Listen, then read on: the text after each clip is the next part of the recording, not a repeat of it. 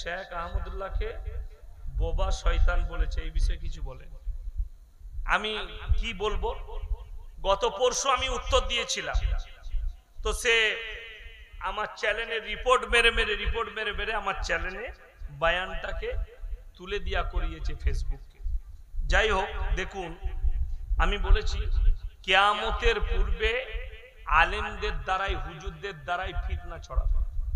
আর এই গিয়াসউদ্দিন তাহিরি বলছেন এগুলোকে আমি মৌলবি মনে করি না, এগুলো বাউল বুষ্টম। আমার কাছে গান করে, ড্যান্স করে, এই নেচে নেচে জিকির করে, এগুলোকে আমি মৌলবির খাতায় রাখি না। এগুলোকে মৌলবি বললে গুনাহ হবে। মোট কথা, মৌলবি কারা আপনারা নিশ্চয়ই জানেন, আখলাক, চরিত্র, ব্যবহার। আচ্ছা, আমি কবার ড্যান্স করলাম স্টেজে, করেছি। আপনাকে এমন এমন জিকির শোনাবো বাংলাদেশের, ভয় খেয়ে যাবেন এখানে শুনিয়ে দিলে বক্সে। হ্যাঁ, এই বক্সে যদি লাগিয়ে দিই মাইকে, ভয় খেয়ে যাবে। বাংলাদেশে হুক্কা হুয়া মনে হবে শিয়াল ডাকছে, ওই জিকিরও চলে। তো তারা মনে করে এটা জিকির।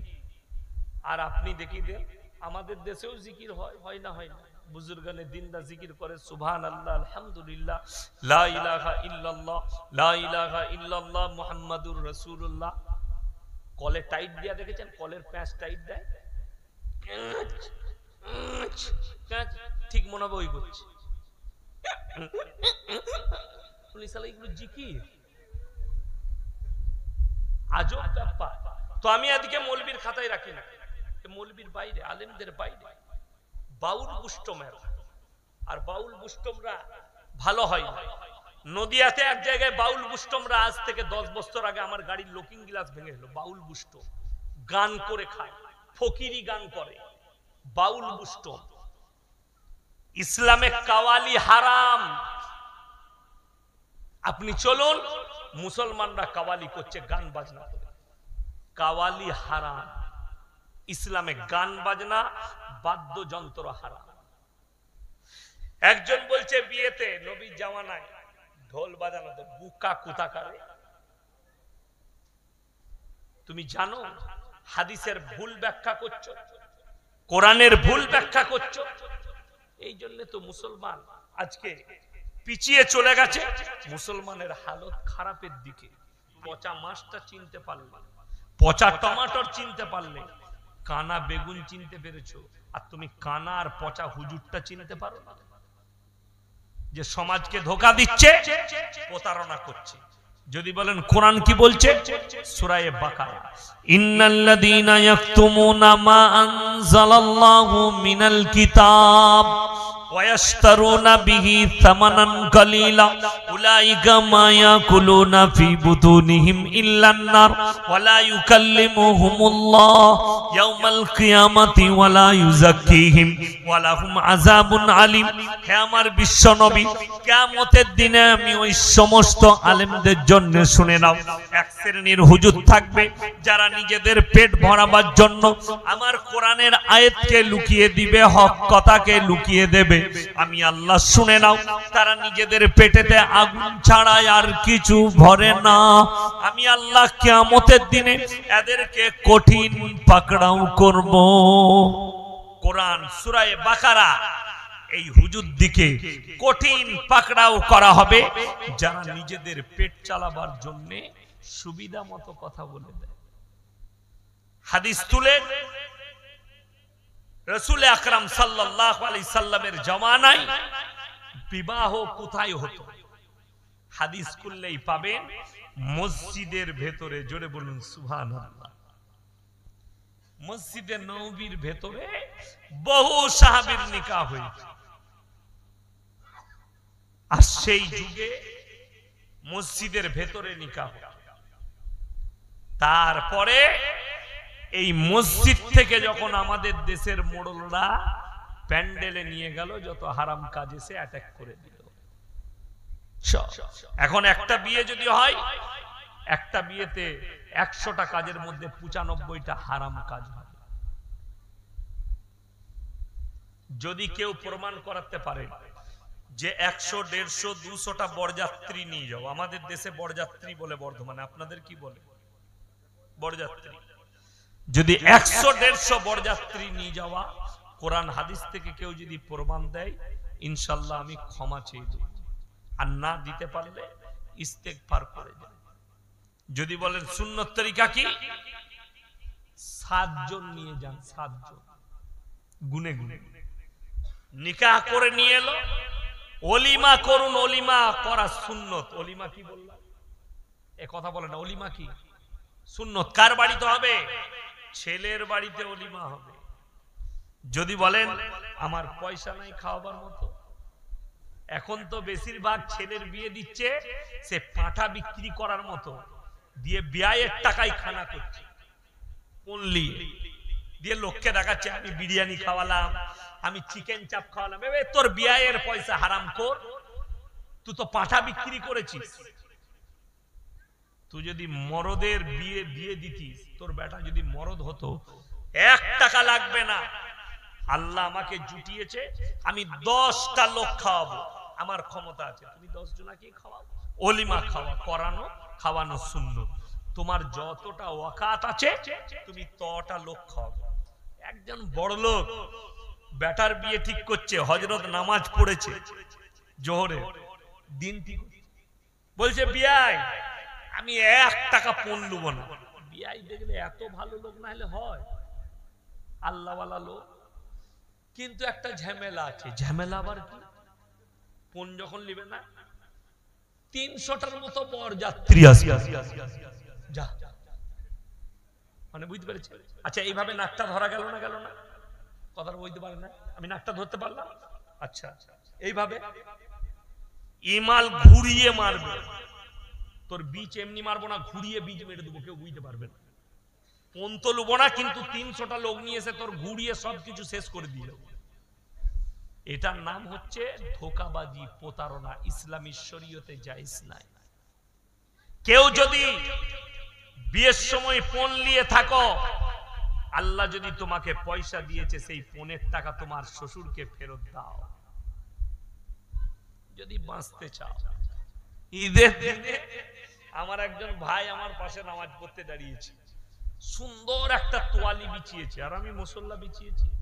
আমি বললাম ভাই তোয়ালিটা এত ভালো পেলি কোথায়? বিয়াই দিয়েছে। আমি তোর ওপর থেকে নিচে পর্যন্ত বিয়ের নামাজটাও তো বিয়ের। তুই যে তোয়ালিতে নামাজ পড়ছিস, তোয়ালি যদি বিয়ের হয় নামাজটাও বিয়ের হবে। তোর আর হলো? ঘরে সেমুইটা খাবি, ওটাও বিয়ে, ওটাও কিনার ক্ষমতা নাউজুবিল্লাহ। আমার আব্বাজি 4 ভাইয়ের বিয়ে দিয়েছে। 4 ভাইয়ের একটা শ্বশুর যদি বলে দিতে পারে, তারাও আমার বয়ান শুনে, একটা ভাইয়ের শ্বশুর যদি বলে দেয় যে আমি থলি ভর্তি ল্যাচা সেমুই নিয়ে গেছি এই বছরে, সেই ভাইয়ের শ্বশুরের জুতোর মালা পরে আমি পশ্চিম বাংলায় বয়ান, এটা চ্যালেঞ্জ ছুড়ে বললাম। 4 ভাই, আমরা 4 ভাইয়ের বিয়ে দিয়েছে। কেউ যদি বলে দিতে পারে 4 না সোনা দিয়েছি, 4 না। আমাদের ঘরে এসে আমরা ভাইরা আমাদের বৌদিকে কি দিয়েছি সেটা আল্লাহ জানে, কিন্তু তাদের বাপরা কি দিয়েছে বলতে পারলে।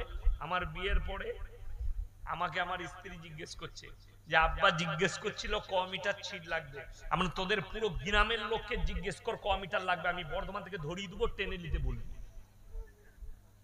আল্লাহ ওয়াকাত দেয়নি পড়া। যদি জামা না থাকে, জামাটা 3টে সেলাই কর। উলামাদেরকে জিজ্ঞেস করুন, নবীজি সাল্লাল্লাহু আলাইহি সাল্লাম সেলাই করা জামা পরতেন। জোরে বলুন সুবহানাল্লাহ। জামাটা 5টা সেলাই হোক, জামা খালি পরিষ্কার হলেই হচ্ছে। পরিষ্কার পরিচ্ছন্নতা ঈমানের একটা অঙ্গ। হাই রে মুসলমান, তুমি ওই ইসলামিক কালচারটাকে নিজের মধ্যে নিয়ে এসেছো, বড় কষ্ট লাগে।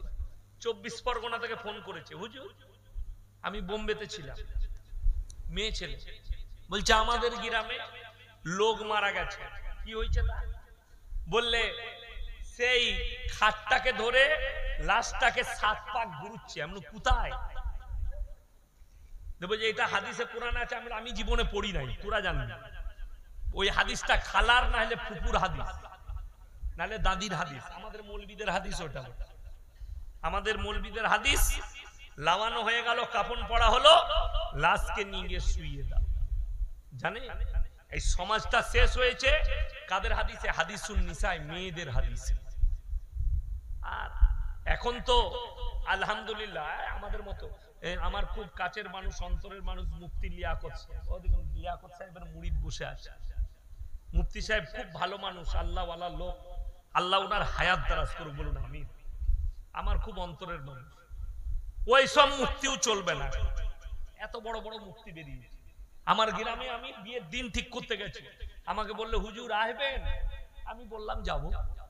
তো আমি বিয়ের দিন ঠিক করতে গেছি, তো আমাকে বলছে হুজুর আপনার ডেট দেখে বিয়ের দিন ঠিক করবো, আপনি থাকতে পাবেন। আমরা আলহামদুলিল্লাহ, তাহলে এত ভালোবাসো আমাকে। আমি দেখলাম আল্লাহ আমার ভালোবাসারও লোক আছে, তো আমাকে নিয়ে বিয়েটা খাওয়াবে, একটা বিয়ে খেতে পাবো। আমাকে বলছে কবে? আমি বললাম দেখো ফাল্গুন মাসে আমার কাছে জলসা আছে, প্রথম সপ্তাহে শনিবার বিয়ে, রবিবার অলিমা, সোমবার বউ ভাত, সোমবার বউ নিয়ে আসবে। ছেলের বাপ বলছে আমি বাইরে থেকে, ও বাইরে গিয়ে এখন ফোন লাগাইছে কাকে? বড় মুফতি সাহেবকে। বড় মুফতি সাহেব কে? ওর বউ। ওর থেকে বড় মুফতি কেউ আছে? হ্যাঁ, তাকে ফোন লাগিয়েছে। হুজুর বলছে শনিবার বিয়ে। ওই দিক থেকে মুফতি সাহেব ফতোয়া দিচ্ছে, না শনিবার বিয়ে দিলে শনি লেগে যাবে। এমন শনিবার তোর বাম মূল্যে কি করবি? ও তো রেখে দিতে হবে, নাহলে শনি লেগে যাবে। গেল, আমার কথা মানলেন না। সোমবার বিয়ে, মঙ্গলবার অলিমা, বুধবার মেয়ে জামাই আমি, হয়ে গেল। আমি আল্লাহর কাছে দোয়া করলাম, আল্লাহ এই বিয়েতে যেন বেশি করে শনি লেগে যায়। আর লেগে গেছে, দোয়া কবুল। 3 মাস পরে ফোন করে বলছে হুজুর বিয়েটা হবে না, ভেঙে গেল। আমি ঠিক হয়েছে। আমি তোর বউকে জিজ্ঞেস কর বড় মুফতি সাহেবকে শনি চার পরে কি করে লাগলো, কিন্তু সোমবার বিয়ে ছিল। নাউজুবিল্লাহ বলে। আল্লাহর কসম এটা শিরকি ভাষা। আল্লাহর কাছে সব দিনটা সমান। মুর্শিদাবাদের একটা ছেলে ফোন করে বলছে হুজুর এ আমাবস্যার রাতে কি বিয়ে করা যাবে? আমরা মোটেই করবি না, কালো ছেলে হবে। কি বলবো তাকে? হাদিসে নাই, কোরআনে নাই, পেয়েছে কোথায়? দাদির হাদিস আর ফুপুর হাদিস, ওই মেয়েদের হাদিস। আল্লাহর কাছে সব দিনটাই সমান। কি বললাম? আল্লাহর কাছে সব দিনটাই সমান। আমাবস্যার রাতেও বিয়ে দিতে পারবে। আপনি ঈদের দিনে যদি মনে হয় ঈদের নামাজ পড়ে ছেলে চাকরিতে চলে যাবে, ঈদের নামাজ পড়ে নিকাহ দেন, কোনো দোষের নাই, চলবে। সব দিনটাই সমান। আবার দিন ঠিক করতে গেছি, আমাদের দেশে দেখবেন নিয়ম আছে বাঙালিদের, কি যদি নাস্তা করতে যায় চা বিস্কুটের সাথে ডিম সিদ্ধ দেয়, দেয় না? দেয় না? আমি দেখছি চা দিয়েছে, পাপড় দিয়েছে, চানাচুর দিয়েছে, বিস্কুট দিয়েছে, ডিম নাই। আমি মনে মনে চিন্তা করলাম আর একটু ডিম আমি একটু খাই। আমি বললাম আল্লাহ ডিম কিনতে ভুলে গেছে না পয়সা নেই। আমি বাড়িতে গিয়ে আমার গিন্নিকে জিজ্ঞেস করলাম, হ্যাঁ গো ডিম দেয়নি কেন? বলে তুমি জানো না ডিম দিলে মেয়েরা বলে ডিম বিয়ে ভেঙে যায়। আমি বললাম হ্যালো, ডিমের পাওয়ার এত কি করে হলো? কথাটা বুঝতে পারিসনি? মুরগির মালিককে কথা বলে না? মুরগির সৃষ্টিকর্তা আল্লাহ, ডিমের সৃষ্টিকর্তা আল্লাহ, ডিম কি করে বিয়ে ভাঙাবে? কথাটা বুঝতে পারেননি? ওয়া ইসলামিক কালচার, এগুলো সব ওয়া ইসলামিক কালচার, ইসলামী শরীয়তে নেই। আমার মুসলমান ভাই, আপনি অবাক হবেন, মেয়েদের হাদিস বিয়েতে দিন ঠিক হলে নাস্তাতে জেলেবি দিও না। জেলেবি দিলে প্যাঁচ লেগে যাবে। আমি একটা জলসায় বলেছি জেলেবিতে যদি প্যাঁচ লাগে তাহলে যে জেলেবি তৈরি করছে তার বেটা বিটির তো জীবনে বিয়ে হবে না, সে তো প্যাঁচ মেরিয়ে গেছে, তার প্যাঁচ মারা শেষ আছে, তার বেটা বিটির আর জীবনে বিয়ে হবে? এইগুলো কারা বলে? নির্বোধ, যাদের মধ্যে দিন নাই, পত্তি। মেয়ের পেটে বাচ্চা থাকলে কি বলছে জানেন? বাপ মারা গেছে, বাপ। আজকে সকালে আমাকে মাসলা জিজ্ঞেস করছে কি হয়েছে, আব্বা মারা গেছে। মেয়েরা বলছে আমার স্ত্রীর পেটে বাচ্চা আছে, ক মাসের? 7 মাসের। বললে তোর স্ত্রীর পেটে বাচ্চা আছে তাই তোর বাপের জানাজা পড়া যাবে না, মাটিও দেওয়া যাবে না। আমি বলি যে মেয়েটা বলেছে তাকে 2 ঝাঁটা মার দিয়ে গিয়ে জানাজা পড়। এর থেকে বড় বদদিন আর কি হতে পারে? আল্লাহু আকবার। মুসলমান ওই আকীদায় বিশ্বাস করে। বাপ মারা গেছে 15ই রমজান, বলছে 15 দিন হয়েছে আর নতুন কাপড় ঈদেতে পরা যাবে না।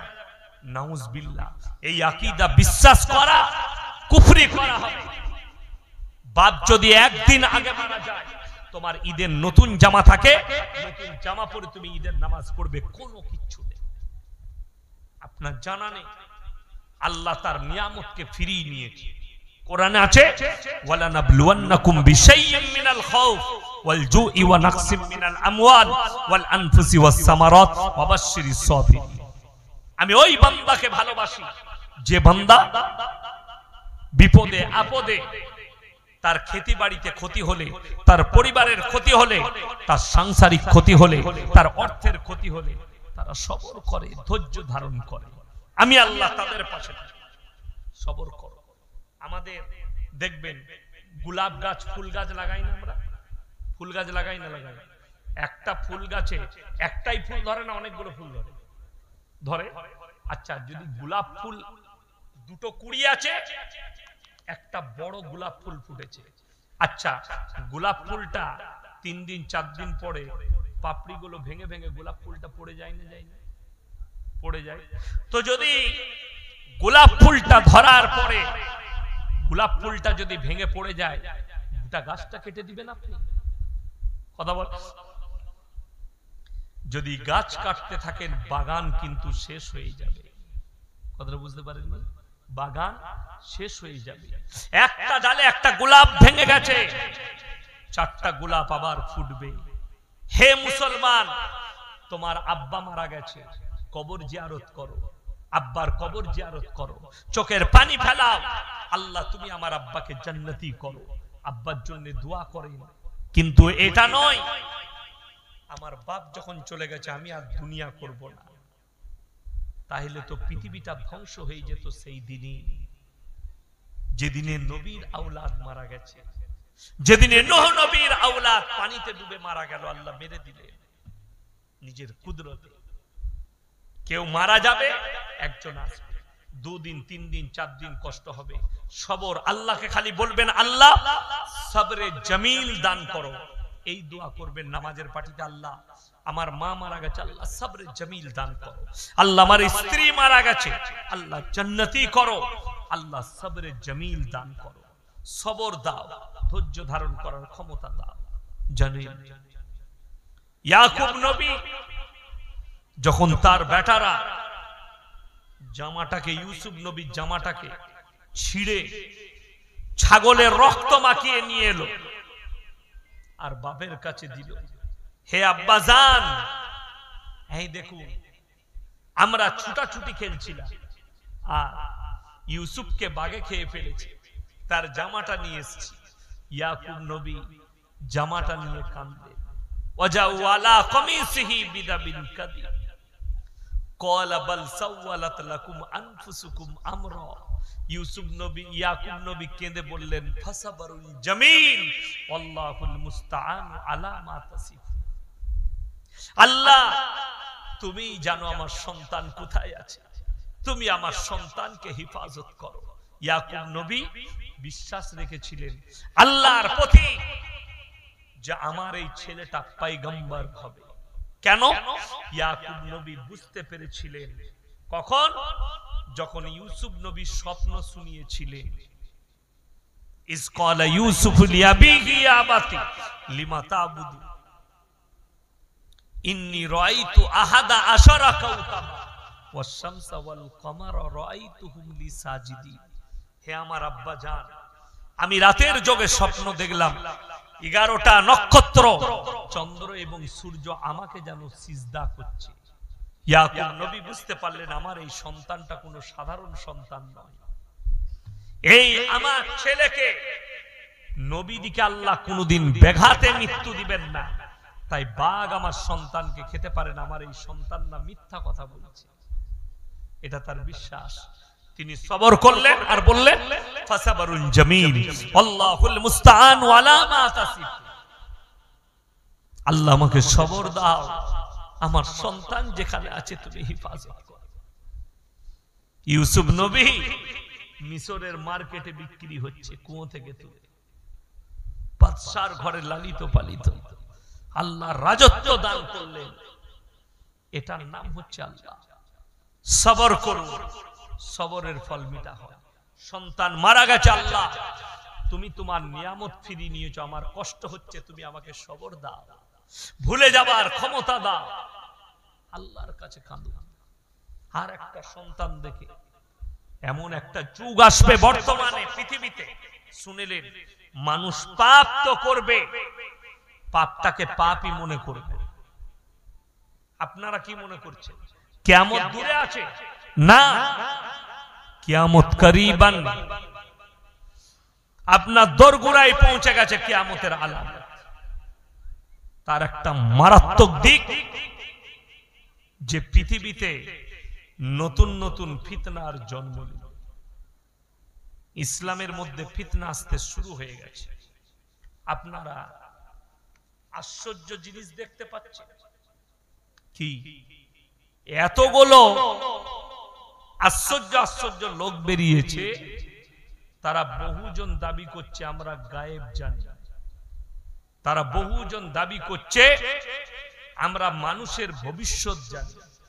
তাদের মধ্যে একজন আছে বাগেশ্বর ধাম বাবা, যে দাবি করছে मैं लोगों का कुंडली बता देता, मैं লোক যাচ্ছে বলেও দিচ্ছে।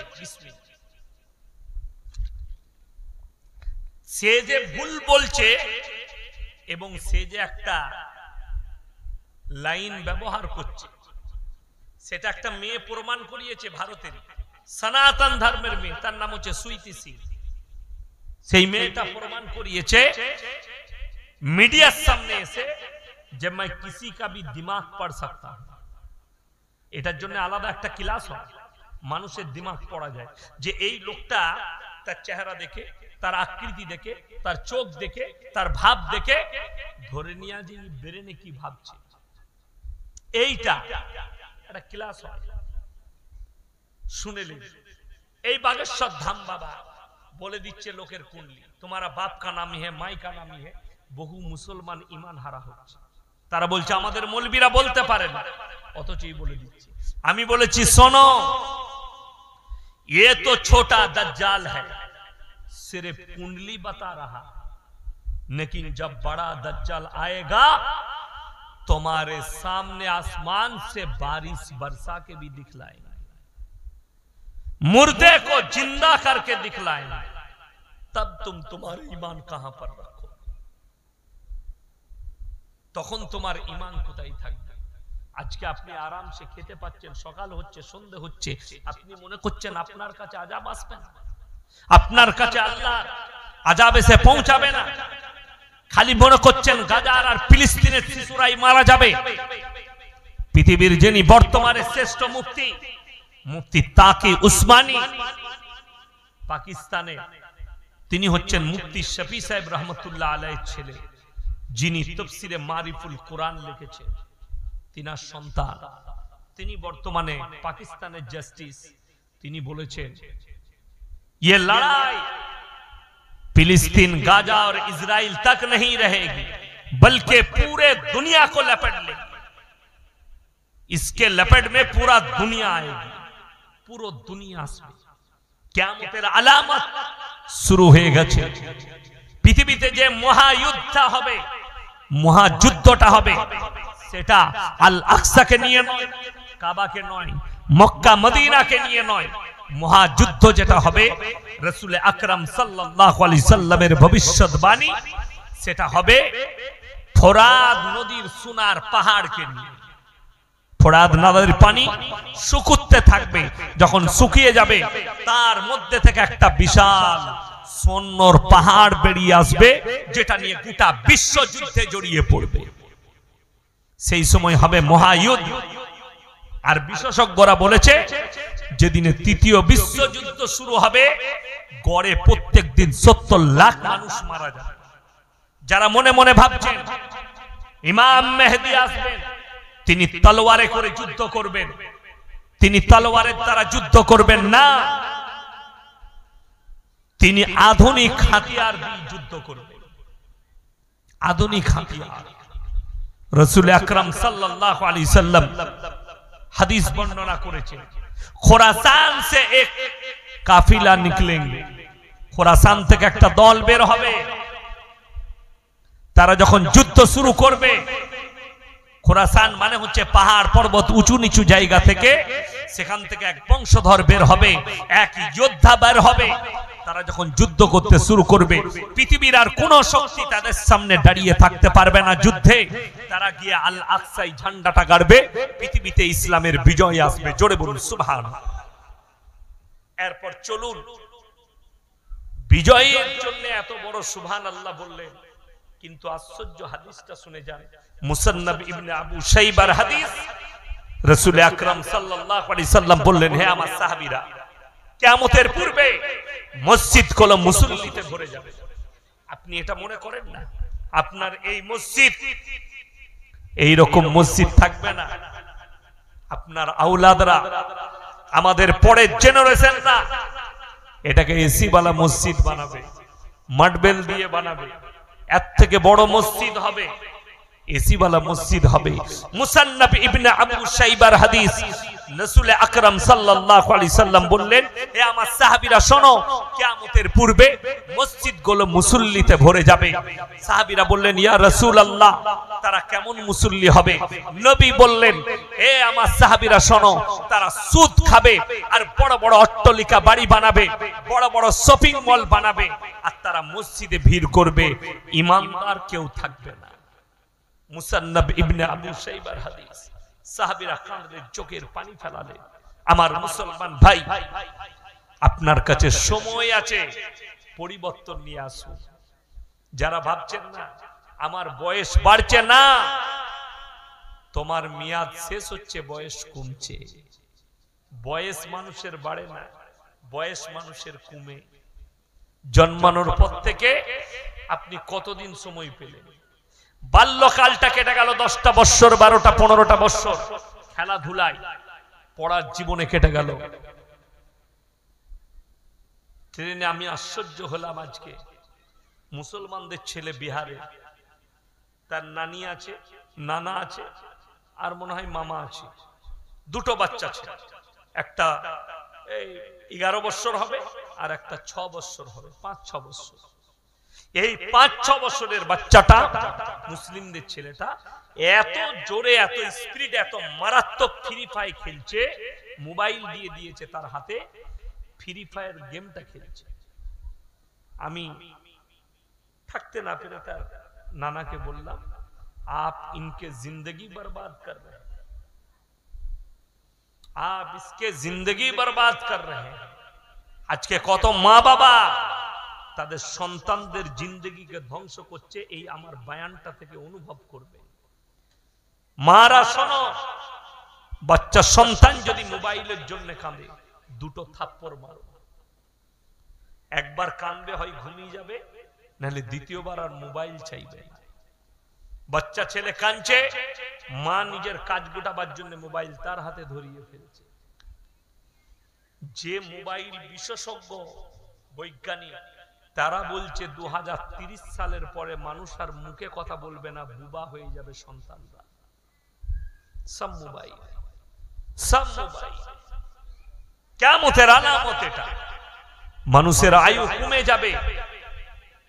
সন্তান নবীজি হাদিস বর্ণনা করলেন, হে আমার সাহাবীরা শোনো, পৃথিবীতে হারাম আওলাদে ভরে যাবে, হারাম আওলাদ। আপনি অবাক হবেন, হারাম আওলাদে কি করে ভরবে? যারা আমার বাপের বয়সী আছে, খুব সূক্ষ্মভাবে ভাববেন যে দুনিয়া কিভাবে পরিবর্তন হচ্ছে। যারা আমার বাপের বয়সী 60, 65, 50, আমার তো 35 প্লাস চলছে, 36, 37 চলছে আমার। যারা আমার বাপের বয়সী আছে তাদেরকে বলছে, অনুরোধ করে শুনে যান, তারা খুব ভালো করে শুনবেন। এমন একটা যুগ ছিল যে মানুষ কাপড় পায়নি, ছিঁড়া কাপড় পরে জীবন কাটিয়েছে, ঠিক কি না? অভাবে ছিঁড়া জামা পড়েছে। এখনকার আমাদের সন্তানরা হারামখোররা স্বভাবে ছিঁড়া জামা পড়ছে। বজবজ থেকে নতুন প্যান্ট কিনে নিয়ে এসে বেলেটে করে হারামখোর খাচ্ছে ঈদের দিন। মা বলছে কি রে, বলে তুই বুঝবি না, ডিজাইন কিয়ামতের আলামত। শুধু তাই নয়, মানুষ কোন পর্যায়ে পৌঁছেছে। এমন একটা যুগ ছিল আমার বাপ চাচাদের, তারা মিথ্যা কথা বলতে ভয় পেত, পাপ হবে বলে। এখন লোক সত্য কথা বলতে ভয় পায়, কেউ কলারটা ধরবে বলে। বহু জায়গায় জলসা করতে যাচ্ছি, বক্তাদিকে নিষেধ করা হচ্ছে, এই সম্পর্কে বলবেন না, এই সম্পর্কে বলবেন না। জানি না আমার লাইফটা কিভাবে কাটবে, আমার বাকি জলসার জীবনটা কেমন কাটবে জানি না। তবে যেদিনে দেখব কলার ধরা হচ্ছে যে এই কথাটা বলতে পাবে না, সেদিনে জলসাটাই বন্ধ করে দেব। যারা হক কথা বলতে পারবে আমি তাদেরই কথা শোনাবো, সেই জায়গায় জলসাই যাবে। কষ্ট লাগে। আজকে ভাবতে পারে আপনি চলুন, আমি কিন্তু রাজনৈতিক বক্তা নয়, কিন্তু দুটো কথা বলবো। আমরা জলসায় গেলে আমাদেরকে বলা হচ্ছে রাজনীতির কথা বলবেন। আপনাদের এখানে বলে নাই, অন্য জায়গার কথা বলছি। রাজনীতির কথা বলতে পারবেন। আলহামদুলিল্লাহ, যদি আমরা রাজনীতির কথা না বলতে পাই, রাজনীতির লোক ইসলাম নিয়ে কথা কি করে বলবে? কথাটার উত্তর আছে আপনাদের কাছে? যদি বলেন তাদের অধিকার আছে, জেনে রেখে দাও মৃত্যুর পরে তুমি রেডি থাকো, তোমাকে কবরে তোমার আযাব হবে। আমি মৌলবী শওকতের বেটা মৌলবী ইয়াসিন বলে যাচ্ছি, যদি তুমি আর একজনকে লাগাম না দিতে পারো, কষ্টটা ওই জায়গায়। দিল্লির রাস্তায় দিল্লির পুলিশ নামাজের অবস্থায় নামাজিকে লাথি মেরেছে, এটা যদি বলতে না পায়, তা তোমাদের মতো জলসা করার থেকে লোটো গান করা অনেক ভালো। যদি এটা বলতে বাধা দাও, লোটো গান করা অনেক ভালো। কতজন যুক্তি দিয়েছে জানে? মুসলিম শিক্ষিতরা কিছু হারাম করে বেরিয়েছে, শিক্ষিত হয়েছে। আরে রাস্তায় নামাজ পড়ে লোককে ডিস্টার্ব করবে কেন?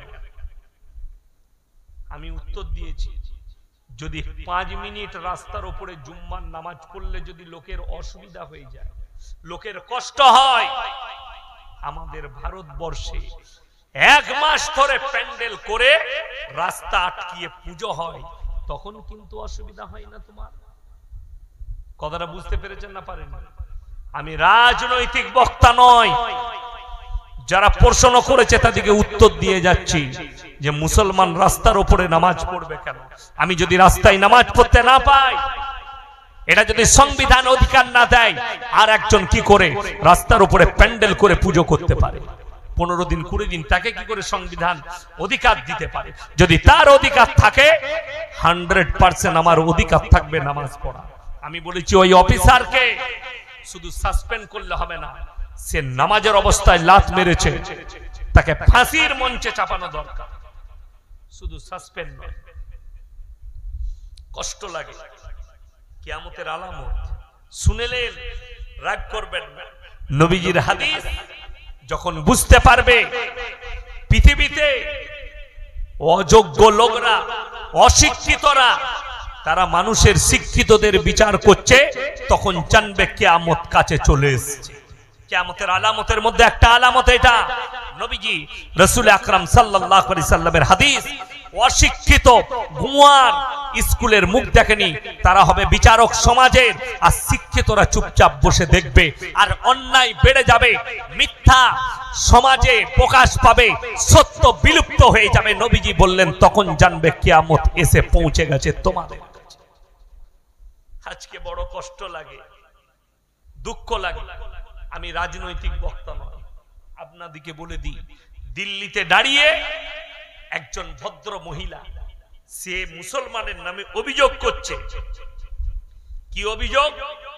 একটা অভিযোগ করছে, মুসলমান 10-10 বাচ্চে লেতে, মুসলমান 15-15 বাচ্চে লেতে হ্যাঁ। কেন অভিযোগ করছে? এক শ্রেণীর ভদ্র মহিলা। আমি তাকে কিন্তু আমি গালি দিলাম, কথা বলে, সে কিন্তু গালি দিয়েছে আমাদেরকে, মৌলবীদিকে। আমি কিন্তু গালি দিলে, তিনি ভদ্র মহিলা আমার কাছে। কেন? তাকে কেন সম্মান করে বলছি? এই জন্যই রাসূল আকরাম সাল্লাল্লাহু আলাইহি ওয়াসাল্লাম তিনি নিজের মাথার পাগড়িটা হাতেম তায়ের বিটির মাথায় চাপিয়েছেন। সাহাবীরা বলেছেন, ইয়া রাসূলুল্লাহ, এটা মুশরিকের বিটি। নবীজি ধমক দিয়েছেন, হে আমার সাহাবীরা শোনো, আমি মেয়েদের মাথা ঢাকতে এসেছি, খুলতে আসিনি। জোরে বলুন সুবহানাল্লাহ। মেয়েদের মাথা ঢাকতে এসেছি, খুলতে আমি আসিনি। আমার মুসলমান ভাই, কষ্টটা ওই জায়গায় যে মুসলমান, সেই ভদ্র মহিলা বলছেন, मुसलमान 5-5, 10-10 बच्चे लेते, इतने आबादी बढ़ जाएगी तो फिर कैसे होगा। दिल्लीर पार्लामेंटे दाड़िये तालाकेर उपरे बिल पास হয়েছে। देशेर प्रधानमंत्री जी तिनी दुख प्रकाश करेছেন, मुसलमान अपने बीवी को तलाक देते हैं, अपने बीवी को तलाक देते हैं, और हमें दुख होता है कितने बेटियां रोती हैं, কত মা তাদের কষ্ট হচ্ছে তাদের বিবিরা তালাক দিয়েছে বলে। আমি 1 মিনিটের লেগে ধরে নিলাম দেশের প্রধানমন্ত্রী যে অভিযোগ করেছেন মুসলমানরা বউকে তালাক দিয়ে তাদের উপরে অত্যাচার করে। আমি জিজ্ঞেস করব, আপনার বউটা কোথায়?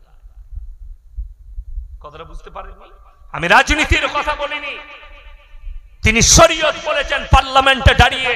আমি তাকে শরীয়তের ভাষায় জবাব দিচ্ছি, যদি আমার শরীয়তের হস্তক্ষেপ করে তালাকের উপরে বিল পাস করেন, তাহলে আপনার বিবিটা কোথায়? যে নিজের বিবির খোঁজ রাখে না, সে আমার বিবিকে নিয়ে মাথা ব্যথা। এটা আমি মুসলমান নারীদিকে বোঝাতে চাইছি। মুসলমান 5-5, 10-10 বাচ্চা लेते हैं। আমি বেশি নয়, 3-4টা লোকের নাম করব। আমাদের যিনি প্রধানমন্ত্রী, তিনারা 6 ভাই বোন। কটা বললাম? 6 ভাই বোন। যোগী আদিত্যনাথ জি, তিনারা 7 ভাই বোন। तगड़िया, তিনারা 9 ভাই বোন। লালু প্রসাদ যাদব, তিনারা 10 ভাই বোন। রবীন্দ্রনাথ ঠাকুর 14টা ভাই বোন। আর আপনি মুসলমানকে গালি দিচ্ছেন? হে শিক্ষিত মুসলমান, কলকাতা টাউনে বাস করো, হারামখোরের আওলাদ, ইতিহাসটা পড়। রবীন্দ্রনাথ ঠাকুর 14টা ভাই বোন ছিল। এই মৌলবীকে গালি দেওয়ার আগে তোর মধ্যে যদি এতটুকু ঈমান বাকি থাকে, রবীন্দ্রনাথ ঠাকুরকে গালি দিয়ে দেখা, তোর জুবানের লাগাম লাগিয়ে দিবে। কলকাতা থেকে ধরে নিয়েছে, জেলের কুঠরিতে ভরবে। একটা মৌলবীকে গালি দেওয়া সহজ, কষ্টটা এই জায়গায় লাগে।